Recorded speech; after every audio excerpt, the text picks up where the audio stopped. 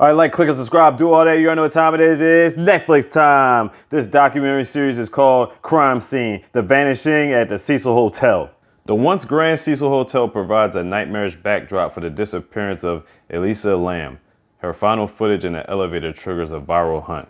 So it's one of those true crime documentaries. It's about 4 episodes, 50 minutes apiece. And I'm just going to talk about the first episode here. So let's just jump straight into it. So let's talk about the Cecil Hotel. It was built in 1924. It contains 700 rooms. And it looks pretty nice on the inside, right? But once you got to the actual rooms, it left a lot to be desired. I mean, this hotel legit harbored rapists, serial killers, murderers, you know what I'm saying? Prostitution, sex trafficking, coke, drugs, pretty much everything under the book. Back in the day, they offered the rooms real cheap for, like, you know, criminals that were getting out of jail and stuff like that. So a lot of dangerous people, you know, visited there over the years. The crazy thing was it was also an attraction for tourists.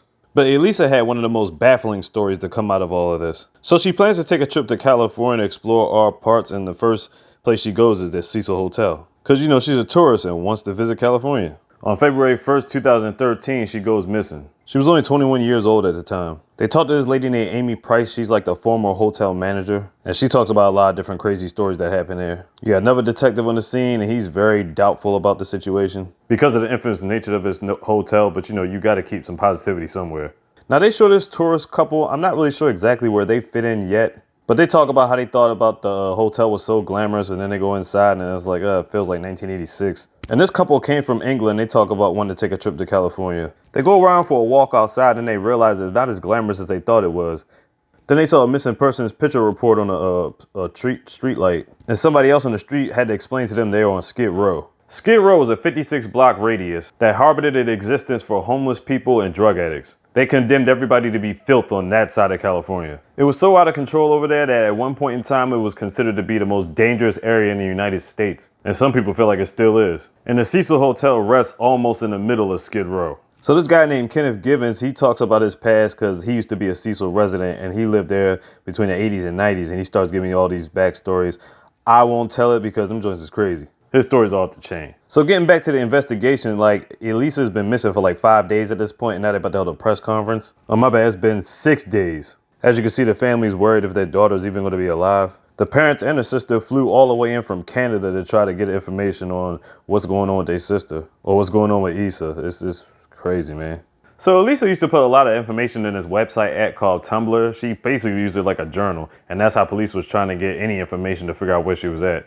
But the trail still left them cold. They've been searching for like 10 days at this point. Then finally they get some type of video of where she's been. They see her in an elevator or whatever like that. I'll explain more in the elevator after this search. So at this point, they figure she's probably still near the hotel somewhere. Police send the canines to pick up Elisa's scent. They go to the 5th floor. The dog follows the scent to the window, straight to a fire escape. So basically, they lost the scent. So they got a team of canines to search the rooftop for any type of evidence, but they ain't find anything. At this point, the police were just prepared to release the video to see if anybody noticed anything or see where Elisa had went to. Then around that same time, former LAPD Christopher Dorner was out there targeting police. I remember that story. That shit was crazy. Yeah, he was that cop killer back in 2013. That shit was crazy. So because of that story, the 18 police officers they had investigating on the Elisa case were down to 4 because most of them were trying to figure out what was going on with this Christopher Dorner shit. So they basically felt like they had to start from scratch, and it's been like 13 days at this point. So then they show us the entire video of where Elisa was last seen on the elevator. So she's like pressing buttons, tucks herself in the corner of the elevator like somebody's following her or something. She steps in and out the elevator a couple times. Then she's like moving her hands around, stepping in completely in and out the elevator, back and forth. And the whole time I'm thinking to myself, is this elevator faulty or something? Like, the door's never closed or anything. She's been pressing ridiculous ass buttons. Then all of a sudden when she's out the elevator, it starts closing. Yeah, so after that, it starts working normally again.